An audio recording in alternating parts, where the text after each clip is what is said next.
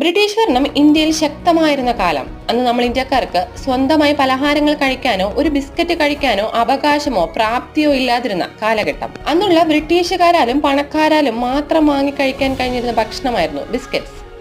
സ്വന്തം രാജ്യത്തിന്റെ ഈ ഒരു സാഹചര്യത്തിനോട് യോജിക്കാൻ കഴിയാത്തൊരു ചെറുപ്പക്കാരൻ, പേര് മോഹൻലാൽ ദയാൽ, തന്റെ കുടുംബത്തിലെ ആൾക്കാരെ ഉൾപ്പെടുത്തി മുംബൈയിലെ വിലെ പാർലെ എന്ന സ്ഥലത്തുള്ള ഒരു ഫുഡ് ഫാക്ടറിയിൽ നിന്ന് പാർലെ ഗ്ലൂക്കോസ് എന്ന പേരിൽ ബിസ്ക്കറ്റ് നിർമ്മിച്ചു പുറത്തുവിട്ടു. അദ്ദേഹത്തിന്റെ ഈ ചെറിയ ആശയം അന്ന് ഇന്ത്യയിൽ ഒരു വിപ്ലവകരമായ മാറ്റമാണ് ഉണ്ടാക്കിയത്.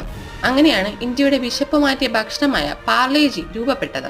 ഇന്നും രുചിയിലും വിലയിലും വലിയ മാറ്റമില്ലാതെ ഇന്ത്യയിൽ 120-ലധികം ഫാക്ടറികളിൽ നിർമ്മിക്കുന്ന 100-ലധികം പുറം രാജ്യങ്ങളിൽ എക്സ്പോർട്ട് ചെയ്യുന്ന, ഒരു ദിവസം ഏകദേശം 400 മില്യൺ ബിസ്ക്കറ്റ്സ് നിർമ്മിക്കപ്പെടുന്ന ലോകത്തിലെ തന്നെ ഏറ്റവും വലിയൊരു ബ്രാൻഡായി മാറിയിരിക്കുകയാണ് പാർലേജി.